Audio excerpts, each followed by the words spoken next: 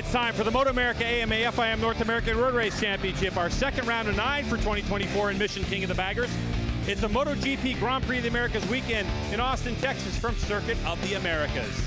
Hello everyone and welcome to the broadcast. I'm Greg White, standing alongside two-time national champ Jason Pridmore. Now Jason, race one was super close. We had the top 5 all within 1 second of each other. We did, but it was 3-time Australian Superbike champion Troy Herfoss who is showing why he's turning this paddock on its ear this year, who would go on and take the win on the last lap over Kyle Wyman. You didn't see it? Well, here's an exciting race one. Let's take a look at race one highlights here from COTA. It was pole sitter Tyler O'Hara getting the jump on the field, getting up to that all-important turn 1 clean. As he started to pull away from the field, there was a group of 5 riders behind him. In no particular order, Kyle Wyman, James Raspola, Hayden Gillen, Bobby Fong, and Troy Herfoss, yesterday's challenge winner, would all break away from the rest of the field. As the race wore on, O'Hara would lead for the first 5 laps. And things started to get interesting on the last lap, though, as Kyle Wyman slides up underneath O'Hara, going down into turn 11, only not to know that Troy Herfoss was doing the same to his teammate O'Hara as they accelerated down that back straightaway. All it would take, though, was for Kyle Wyman to just leave the door a little bit cracked in turns 15 and 16, and Herfoss would find his way through with 3 corners to go and go on to win the race over Kyle Wyman and Tyler O'Hara, with Raspola and Gillen rounding out the top 5. Exciting race number 1, but these racers have to contend with Circuit of the America, so let's take a look at the track. Let's have a look at the Harley-Davidson track map here at Circuit of the Americas. You're going to be accelerating up this big hill into a tricky turn 1, down through the very famous S's here from turns 2 all the way through turn 9. These big bikes are going to be going from left to right, back to left again. As you go down into turn 11, you want to get that all-important big drive down that back straightaway into a heavy braking area at turn 12, into the stadium section here with big grandstands all in this area, turns 13 through 16, and then a very long radius turns 17 and 18 behind the paddock. And if you're going to make any passes, you got to try to do it in 19 or 20 because it is a short run to that checkered flag. All right, a very challenging Circuit of the Americas indeed, but when we come back, we're going to get this race started. Can Troy Herfoss make it 3 for 3 on the weekend? Stay with us to find out. Mission King of the Baggers coverage is brought to you by Mission Foods, the world's leading brand for tortillas and wraps. And by Drag Specialties, an industry-leading distributor of aftermarket parts and accessories for Harley-Davidson and custom V-twin motorcycles.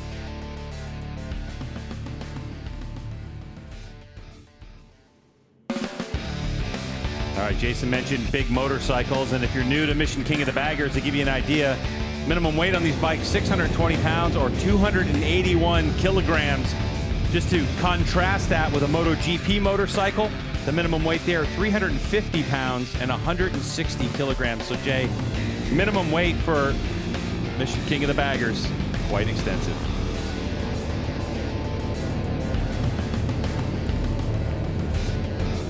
So Jay, looking at it, 281 to 160 kilograms, quite a huge difference. Yeah, big difference. And, you know, as these guys get ready for their second and final race of the day, Greg, I think that there's some, you know, we walked around a little bit during the intermission between these races. Some teams have made some changes. I'm going to be very interested to see if Tyler O'Hara made any changes. He was right there today for that win, only to see his teammate come through again, shuffle him back to 3rd. But O'Hara, he did everything right in that first race. It was only on the last lap that he got a bit duffed up coming down into this area. But Troy Herfoss, who you see on your screen right now, you know, I know we're only 2 rounds in, but he's definitely made a statement early in the season. And we had a really nice chat with him and how much he's just loving being here and doing this. Yeah, and I think the thing, too, is that this is only the 2nd time that Mission King of the Baggers has been at Circuit of the Americas. The first time, it was over 103 degrees Fahrenheit, and now with temperatures floating around 80 degrees, it's perfect conditions. But with development over the winter, as well as better grip, because we have so many motorcycles on track here this weekend with Moto3, Moto2, and MotoGP, and Mission King of the Baggers, that everyone's been commenting that every single session these bikes have gone out, it's gotten more grip and more grip. Yeah, and keep in mind where they're getting ready to come out of this turn right now. This is actually turn 16. When they go into this next right, you see the new pavement there, Greg. That pavement on Friday morning talking to the baggers. They were the first guys on track that saw that pavement, and they said it was so slippery they couldn't even get any real lean angle. And then we've just seen that continue to improve. You can see all the rubber on the track. To your point, all the different bikes that we've had here this weekend, it has definitely wore that part of the track in. And you can see here where that new pavement ended. Starting grid for Mission King of the Baggers, race number 2 from Circuit of the Americas has Tyler O'Hara at a 15.0 on pole. Right next to him, Kyle Wyman and Troy Herfoss. Bobby Fong, who again was in that lead group, had some problems. Rispoli is there, and Hayden Gillum, our defending champion, just outside of row 2, with Rocco Landers, Kyle Onsword, Corey West on row 3. And then we have Travis Wyman, Max Flinders, and Jake Lewis. You see him there, Greg, but I think that Jake didn't line up for this race. Had some problems in the race this morning. So there is Herfoss lining up. See if he can get it done again. Pretty impressive run for the Australian Superbike champ. 6 laps scheduled for Mission King of the Baggers race number 2, as all riders are in place. And we're ready to get this race action going. And that tricky turn number 1 awaits. Upper left part of your screen, the red lights will go on and then off, and then we are off and running. Revs are up, and here we go. A slew of American iron heading to turn 1 for race number 2 here at Circuit of the Americas. Oh, Hayden Gillum with a big move, jumping down the inside of Herfoss and some others. Herfoss is going to turn it back underneath him, get it a little bit loose. Same guy leading as the first race, though. O'Hara off to a nice clean start, gets away through that first turn, letting everybody else battle their way through second. Now this becomes a little bit more single file down through all these S's, but O'Hara's away again. It looks like Kyle Wyman, or I'm sorry, I can't tell if it's Hayden or Kyle there in second. I know Hayden got a great jump. It's Hayden Gillum running in second. Yeah, number 1 plate on that Revzilla Motul Vance & Hines Harley Davidson, chasing the S&S Indian Challenger. Motorcycle, that factory effort. Good look at Rispoli. But Hayden Gillum, boy, they found something between race 1 and race 2. He's going to take a shot, I think, early here. If it's not here, it's going to probably be at the end of the back straight if he can get into the draft of that factory Indian in front of him. This is a little bit easier work from Herfoss. Remember, he was 6th earlier on in the race off the start and stayed back there most of the time. So now he's put himself and sees himself in a better spot as the Vance & Hines Harley Davidson is trying its best to stay up with the legs of that factory Indian at the front. You can see O'Hara's just got a little bit of speed on him down that back straight. Kyle Wyman looking like he wanted to take a shot at Herfoss, couldn't do it. Bobby Fong there, Greg, in 5th, and then it's James Rispoli just off the back in 6th. Off the back straightaway, Kyle Wyman just touched 169.9 miles per hour in that draft. Not bad for bagger motorcycles in race trim here in MotoAmerica competition. So now we have these 6. They're starting to eke away from the rest of the field. Rocco Landers back there on the number 97 on that Revzilla Motul Vance & Hines Harley Davidson, leading the charge for the rest of the field. But all eyes up front. Thought for a moment that maybe Hayden Gillum was going to have a go at Tyler. Now let's check in with the 3rd member of our broadcast team, Hannah Lopa. Greg, you mentioned at the start of the race, Jake Lewis absent from the grid. He did not finish race 1. He was having some electrical gremlins. They've been fighting with them all weekend. I spoke to the team and they decided out of an abundance of caution not to send Jake out until they were confident that they could get this resolved, but they're already working on it and have plans to have it done by Atlanta next weekend. Yeah, because it's just a short amount of time when we go to Michelin Raceway Road Atlanta. We're going to be there with bikes on track Friday, so it's 6 short days.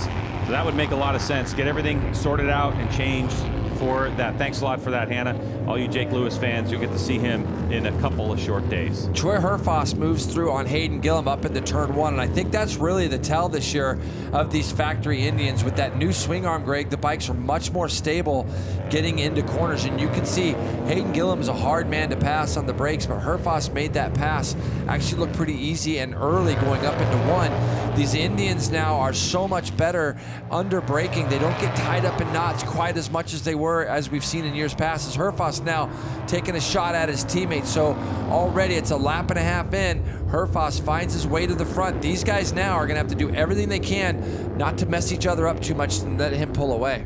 For Troy Horvath, when we spoke with him, he mentioned some changes that he wanted to make to this motorcycle before we got into this race.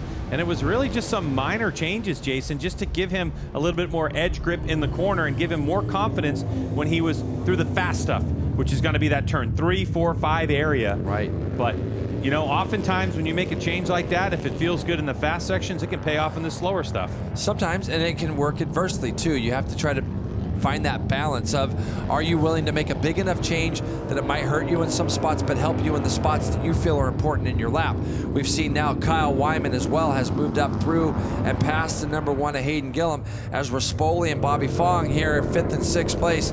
They've been trading places on this lap as well. And left part of your screen is our scoring pylon, and you can see for Travis Wyman, if you see the little P that's right next to his name, unfortunately for Wyman fans, Travis is in the pits. Out wide goes the 29 of Tyler O'Hara. And Hayden Gillum had a good run, very aggressive early on, has slid to 4th place, Hannah.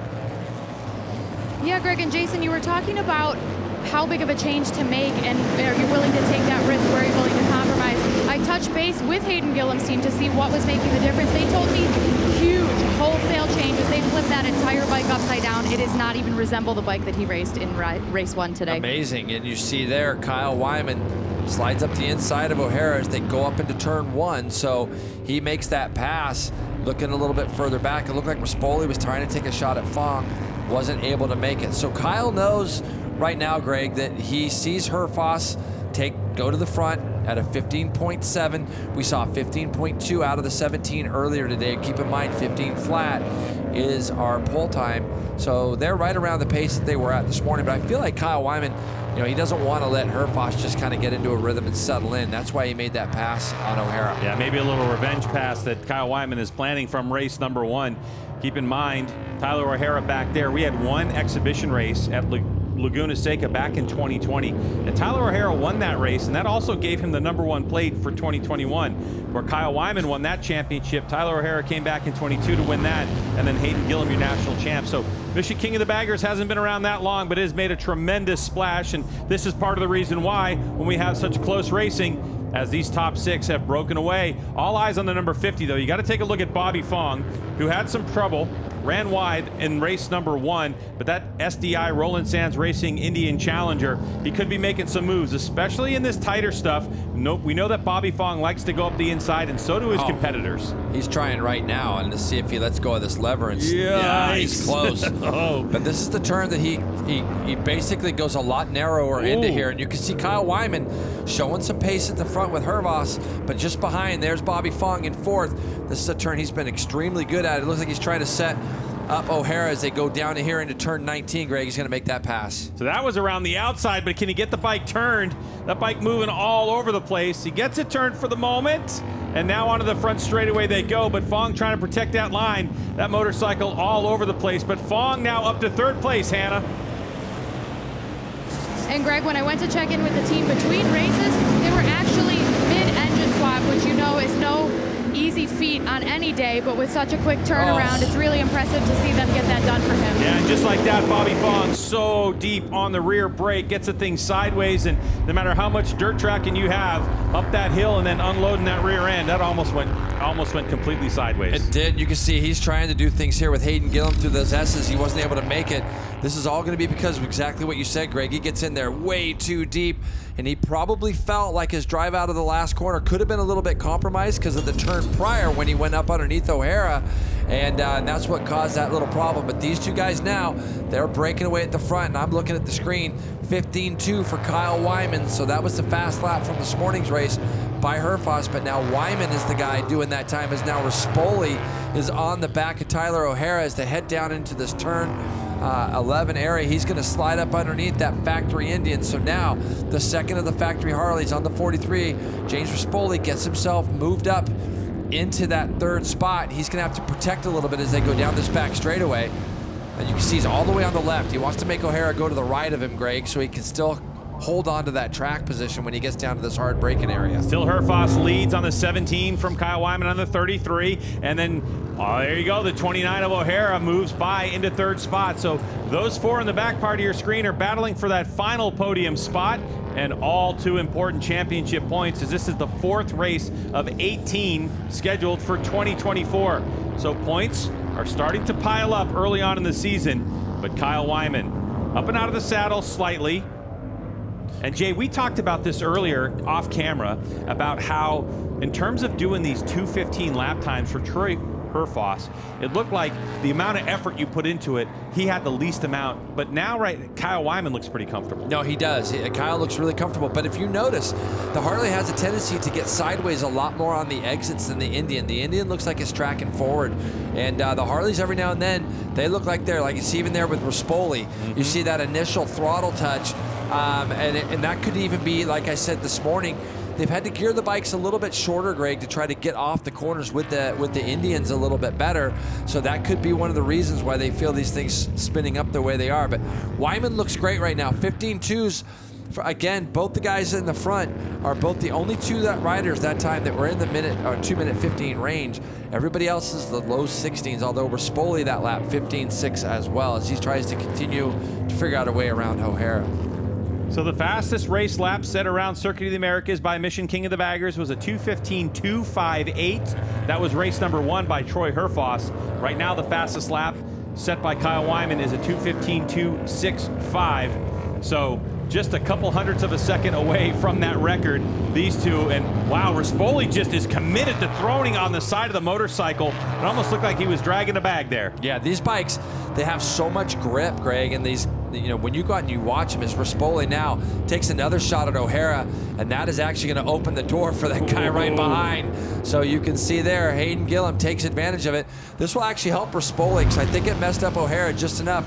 Rispoli goes back by. Now Bobby Fong is going to be the worry, as he is in Rispoli's draft there on the right side of our screen. And there goes Kyle Wyman. So Wyman up the inside on Herfoss, and a good move for Wyman, but Herfoss squares it up and then just grabs a handful and gets back by. Yeah, fired it right back through there. And let's see what happened here. Is Rispoli, Fong, and O'Hara. This is a mess right here. These are, you see O'Hara, this is just hard racing at this point. These guys are all battling so hard. They want to get to the front and then see if they can get away from the guys behind him. And O'Hara, unfortunately, in this case, kind of lost out with all three of them as Gillum moves through as well. So Bobby Fong trying some lines, and boy, he's got a lot of corner speed on that Indian motorcycle. So the factory Harley-Davidsons at the moment are 2-3 with Kyle Wyman. He's had a good look at Herfoss. He's given him a shot, but now what's the plan? Maybe later in the lap, Jay, is what I'm thinking, as we are now going to go and get that white flag. So final lap and final time for Kyle Wyman to unfold his plan on how he's going to beat Troy Herfoss to the line. He's got to park him in one of these slow turns. He's in too deep here. I think Herfoss will probably be able to turn it back underneath him. But that's kind of what Kyle's got to do, is disrupt the lap as he's able. There you go. He's able to get that bike straightened up on the exit. So he did a really nice job of straightening the bike up. Now he's in the S's, and now it's going to be up to Troy to figure out a way around the 33. These are 620-pound motorcycles that these riders are throwing around in full control. No electronic traction aids at all. It's all done with the right wrist and, of course, that braking hand.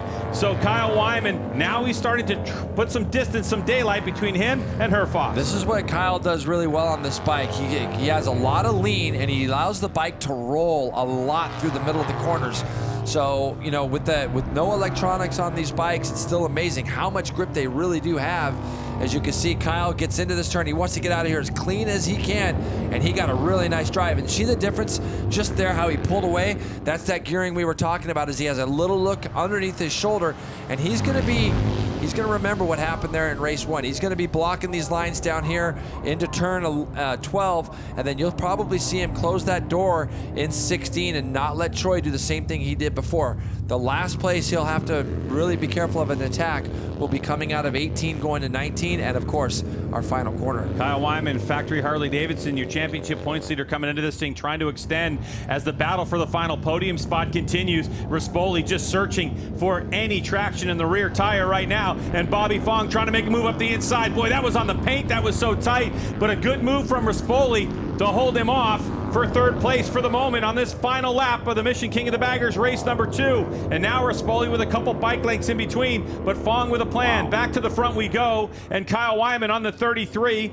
on that factory Harley-Davidson, that Screaming Eagle machine. Onto the front straightaway we go for the final time in this corner, and he's got a couple bike lengths. Can he keep it tidy? Wyman on the gas, behind the bubble, and to the line they come, and Wyman takes victory, and a 14.8 for Kyle Wyman on the last lap, and Rispoli holding on to third, and a new track record, and Mission King of the Baggers finally dip into the 2:14 bracket. Amazing. Incredible. And Kyle Wyman puts the most amazing lap of Mission King of the Baggers in the 2 times we visited Circuit of the America, and he does it on the final lap to take victory by 0.6 of a second over Troy Herfoss and James Rispoli in third, Bobby Fong and Tyler O'Hara. What a race. Can't wait to hear what Kyle Wyman has to say about this one.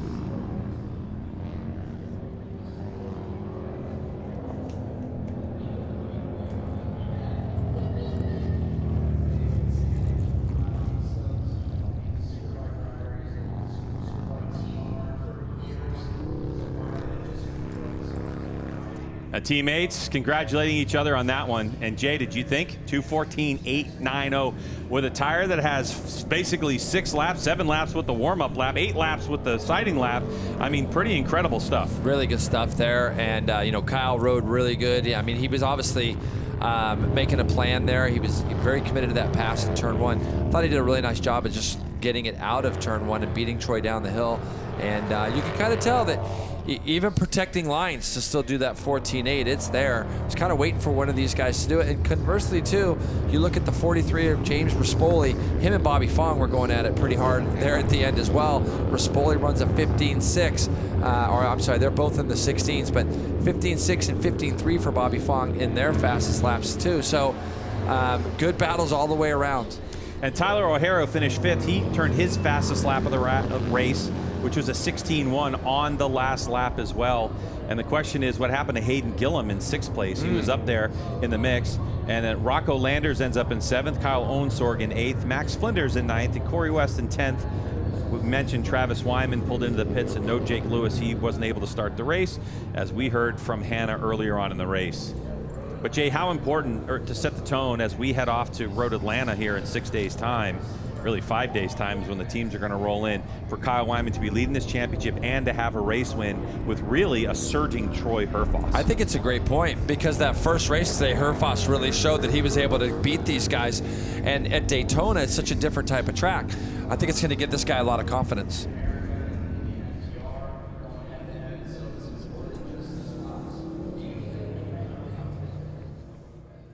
Mission King of the Baggers coverage is brought to you by Mission Foods, the world's leading brand for tortillas and wraps. And by Drag Specialties, an industry-leading distributor of aftermarket parts and accessories for Harley-Davidson and custom V-twin motorcycles. Back at Circuit of the Americas with our race winner, Kyle Wyman, the number 33. What is that? Race win 15 in Mission King of the Baggers, I believe, for Kyle Wyman all time, as he extends his all-time win lead in the class. Yeah. That Harley-Davidson Factory Racing Road Glide getting the job done. And yeah, if you're watching this for the first time and you're talking to your buddy or your partner about those bags, those things have to be stock in terms of their dimensions, their size. They're the same as you would buy on the street bike. They are allowed to be positioned, Jason, up to 3 inches taller than stock. And mainly that's because of ground clearance, because there's so much lean angle now in these bikes that they were grinding. So MotoAmerica Tech has said, look, you can have maximum adjustment from stock to 3 inches taller than it comes on the street bike. But that fairing's the same, and a lot of riders of the Indian Challenger and Harley-Davidson Road Glide will definitely recognize their motorcycle, but in what we could say is virtually superbike trim. Yeah, that's best way to put it, is they are like superbikes for sure. I mean, the speeds that they're going are incredible, as we've documented in the past. So, and these guys have put on a great show this week for MotoGP.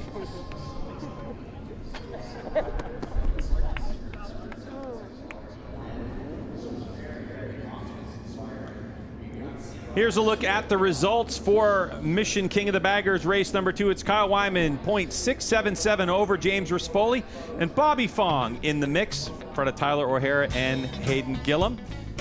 Let's get down to Hannah with our race winner. After a tricky first race one, race two, you reclaimed the victory. Kyle Wyman, it seemed like you were exercising a lot of patience throughout that race. Take us through it. Yeah, I definitely learned my lesson last year in race two when I got a bad start and didn't have that patience. So just chilled out a little bit, let it come. It seemed like I had some pace. And yeah, once I saw that I had a gap to third, I love a one-on-one fight like that. And I wasn't going to let him have it in race two today. So just so pumped to get this win, third on the year, and a big deal leaving here with a victory for Harley-Davidson, and we're going straight into Road Atlanta next weekend. So boys will have something to smile about, and yeah, it's a great race, and let's keep it going. Congratulations, today's race winner. Let's move on over to second place today, Troy Herfoss. Troy, a really solid weekend for you. You won the Mission Challenge. You won your first ever Mission King of the Baggers race, following it up with another podium finish, second today. Can you get a better weekend than that? No, we can't. My Indian Challenger was working so good. Sometimes we can't do the bikes justice, can we? Kyle was just a little bit better than me, and that's fine. I've got another. What have we got? 14 races to go to try and catch him. He's riding really well. He's got a bike working well, and I honestly think we're so close. We're on par. It's a bit of an experience, and like, he's a smart guy. He played it really well, and yeah, a big hats off to my team. S&S bike was amazing. Yeah, all our sponsors, Mission Foods, Parts Unlimited, Drag Specialties. I'm going to forget a few because I'm so new to this, but I just want to say thank you for having me, and I really enjoyed it.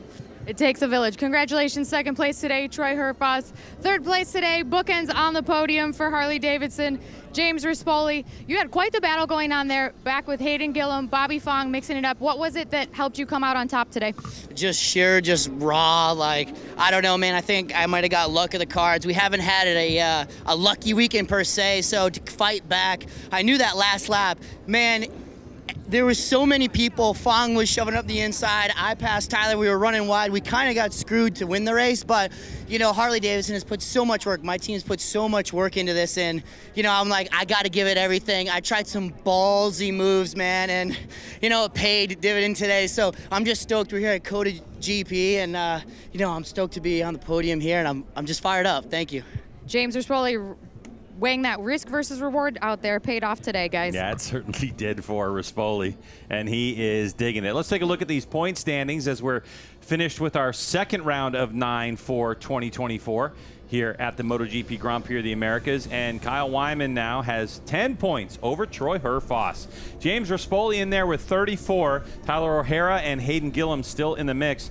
A lot of work for the #1 plate to do if he wants to hold on to that #1 plate for next season. But as Troy mentioned, we got a lot of racing ahead of us here in 2024.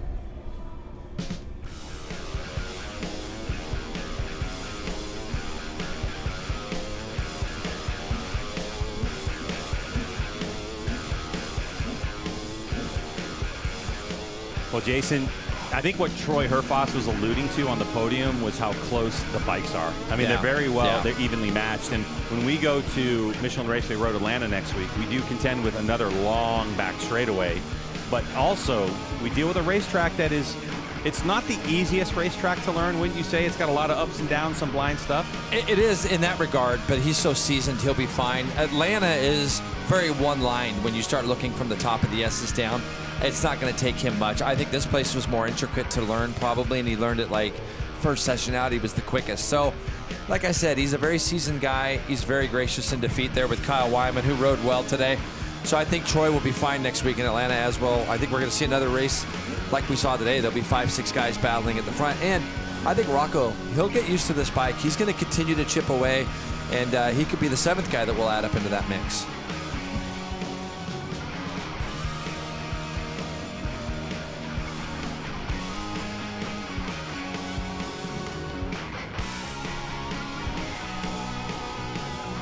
Well, Circuit of the Americas certainly has been great here at Mission King of the Baggers at MotoGP.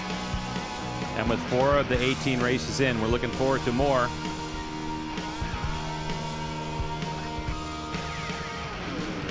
And here's a look at our Mission King of the Baggers schedule. Next up, Michelin Raceway, Road Atlanta coming up. We got Road America, home of Harley-Davidson, Brainerd International Raceway, home of Indian Motorcycles, WeatherTech Raceway, Laguna Seca, and Mid-Ohio is back. And then we're here September 13th back at Circuit of the Americas. Cannot wait to see all this great race action. What a series we've had here. We hope you enjoyed it. For Hannah and Jason, I'm Greg.